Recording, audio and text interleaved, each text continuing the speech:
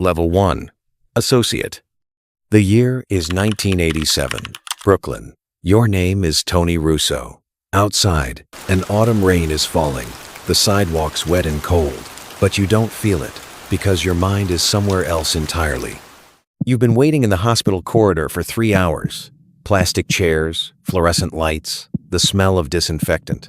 The doctor comes out and looks at you. You understand from the way he looks. Surgery is necessary, he says. $40,000. You should act soon. You nod, thank him, walk out the door. There's $200 in the bank. Your mother is a cleaning lady. Your brother is in his last year of high school. And your father's heart is growing a little more tired every night. That evening, you stand in front of the neighborhood grocery store, not to buy anything, just because you need the light. You don't want to stand in the dark.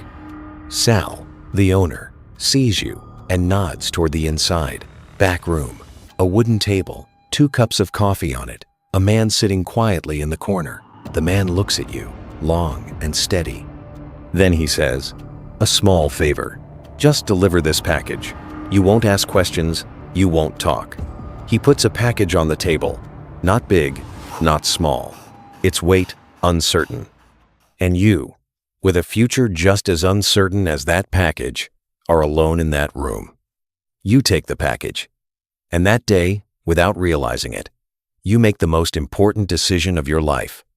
You are now someone who orbits Cosa Nostra, but isn't yet inside it an associate. You have no official membership, you've taken no oath, shed no blood, but you're running for them now, carrying messages, parking cars, quietly completing small jobs. Nobody calls you a mob member, but nobody touches you either. Because they're behind you, and the street knows it. Weeks pass, months pass, your father's surgery happens. It goes well. When he comes out of the hospital, he sees you eyes filled with tears. "Son, how did you manage it?" He says. "I borrowed it," you say. He smiles, and you smile too. But that night when you go to bed, the smile disappears, because you know now what was in that package. And you think, just one more time, then I'll stop. But that one more time never comes, because this world doesn't let you go. And truthfully, you don't want to let it go either.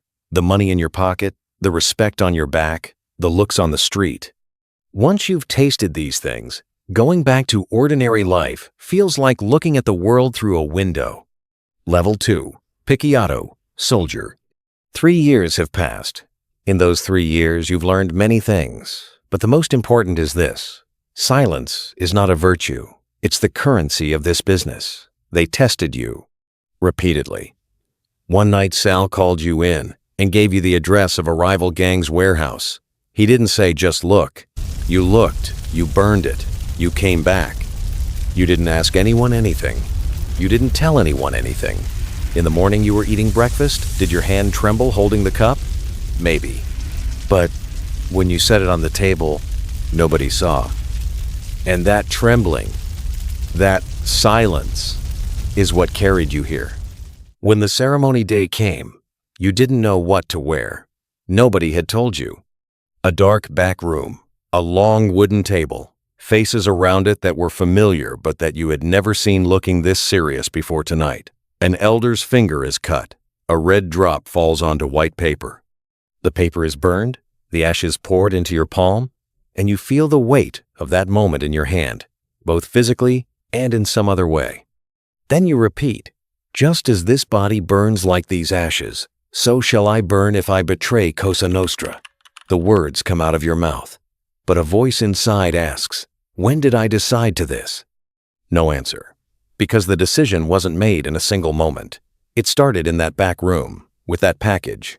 It accumulated with every one more time, and now it is complete. You are now a made man. Your blood is Italian, your oath is eternal. Your duty is simple but heavy. You carry out the jobs your capo gives you. Street collections, protection money, occasionally delivering a reminder to someone, maybe $2,000 to $3,000 a week. Not bad. Your mother doesn't go to cleaning jobs anymore. You got her a small apartment. Your brother started university. Everything seems fine. But every morning, when you wake up in the warmth of the bed, Before the day has begun, there is one single question in your mind. You don't put it into words, but you feel it. And the name of that feeling is today? Level 3, Capo, Captain. 10 years have passed. The South Bronx is your territory now. Every gambling house, every loan sharking operation, every protected business in that area operates with your permission. Every morning, 2 people report to you what was collected yesterday, who was late, where there's a problem. 40% of the money goes up to the Kappa regime. The rest is divided between your soldiers and you. The numbers are good, but money stopped being the main issue a long time ago. The real power is information. You know who does what, where. You know which cop is on the payroll, which judge carries an old debt, which city official steps aside when a small arrangement is expected.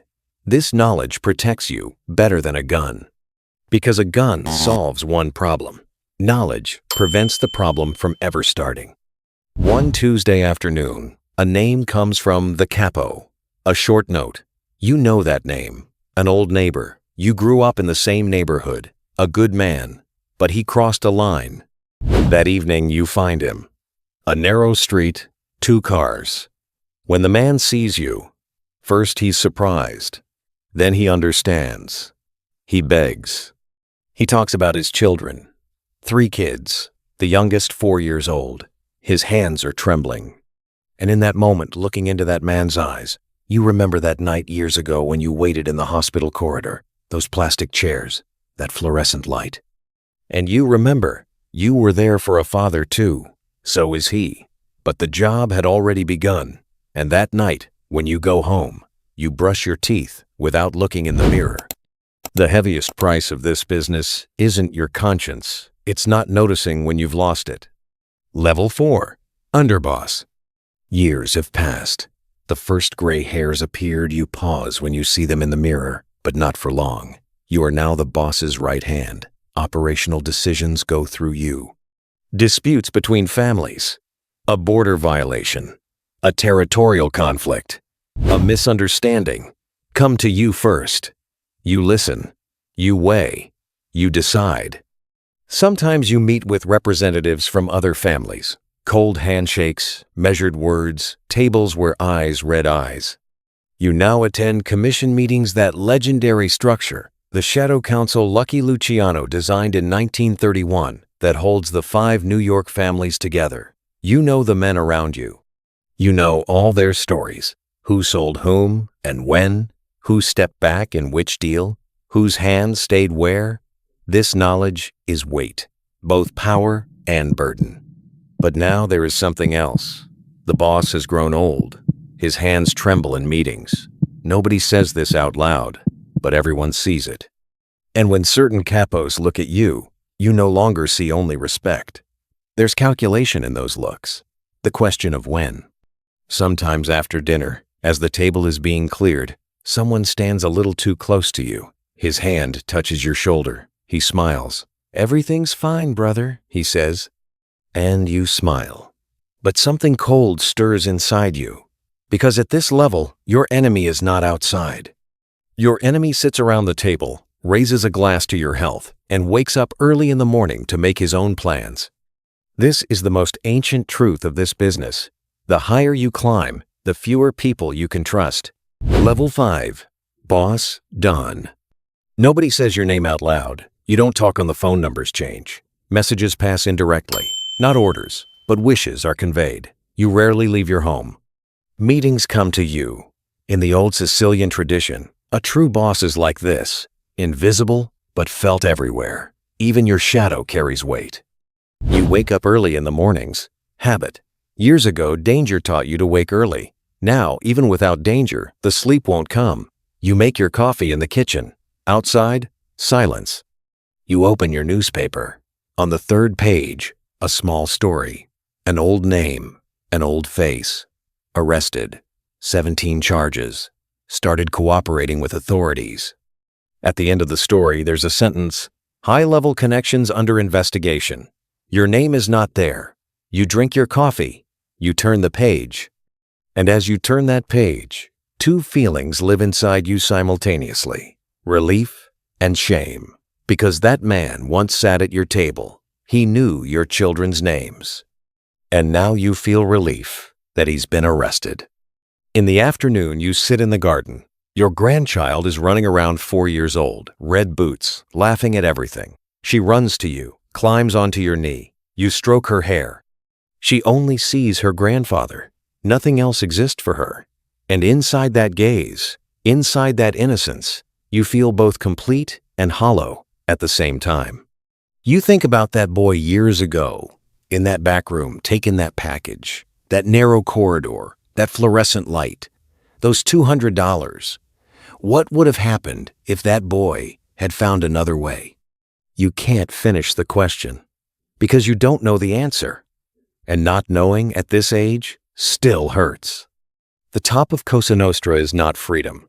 The top means the biggest room in the cage. The windows are wide, the ceiling high, everything seems fine, but there are bars. You can't see them, but they're there. And the deepest truth is this: everyone who steps into this world exits through one of 3 doors.